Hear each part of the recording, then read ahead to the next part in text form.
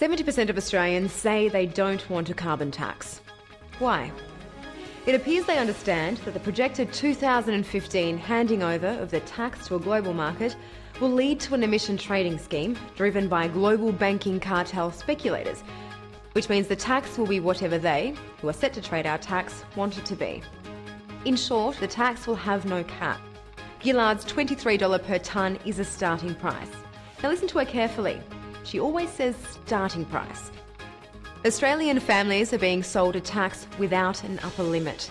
We're being asked to hand over Australian taxation sovereignty to a global banking cartel that trades incomprehensible derivatives of mass financial destruction. A cartel that has their profits and not the environment, let alone the good of the Australian people, as their sole aim. Any compensation by the government now or in the future will be futile. And the politicians know it. Inflation, policy changes and tax bracket creep will dilute the inducement being offered to introduce this tax. The cost, paid by big polluters, will be passed through to the prices of the goods you buy. Any attempt by Gillard or future governments to compensate struggling families will simply be a wealth transfer to international bankers. In the same way the first home buyer grant drove up house prices, transferring the grant to developers. It's a tax snake eating its own tail. The carbon tax is the latest global financial bubble being blown by a predatory international banking cartel. Al Gore and his banking global mates are salivating, rubbing their hands in the wings as they wait to trade Australia's super tax. The deceptively altruistic Al Gore's company, owned with his ex-Goldman Sachs executive partner David Blood, is befittingly called, wait for it, Blood and Gore. You can't make this stuff up. Like all previous financial bubbles, this new one will blow up, creating international banking cartel-induced chaos like we're now seeing in Europe. Europe, incidentally, does have a disastrous carbon tax and emissions trading scheme centred in the city. This is code for the 1 square mile of London where the banking speculators do global financial business. Savvy Australians instinctively know this recolonising tax is based on questionable science. Some 32,000 scientists, of which 9,000 are PhDs, have stated so in a global petition. See the Scientists' Oregon petition for yourself here. You won't hear about these sober, rational dissidents in this debate or in the controlled mainstream media, which the censorship-free internet is teaching us can't be trusted. These eminent scientists dispute anthropogenic man-made global warming.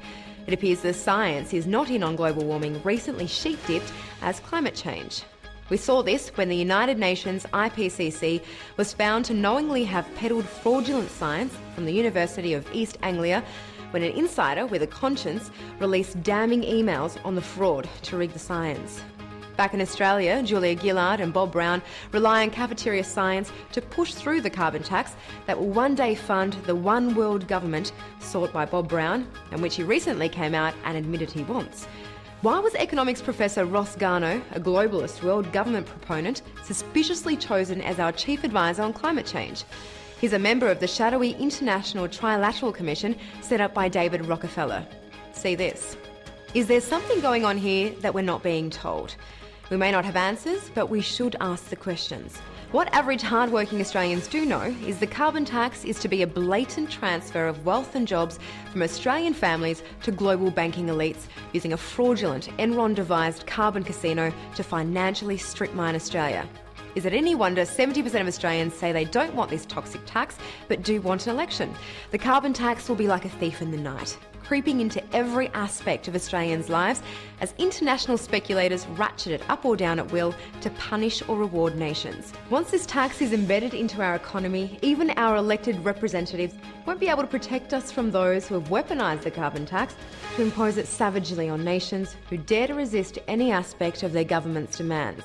Certainly fits in with Bob Brown's dream, doesn't it? We all know what an appreciating or depreciating dollar can do. Imagine a tax system that can do the same, but in the hands of non-Australians. The carbon tax is ultimately about sovereignty, Australians' right to live their lives as they choose. So what can you do about this? It's important you forward this on by SMS or email. For the first time ever, you can now virally bypass the corporate-controlled media to influence opinions and shape public policy by creating the news yourself.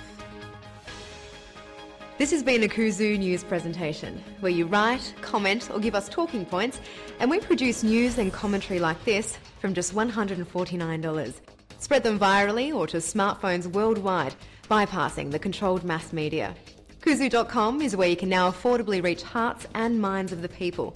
You can now push and influence political, community, corporate or social tastes in all our currently available languages and accents. You've seen the power of social media. Now you've got the power to influence change. Let your unfiltered voice be heard at kuzu.com.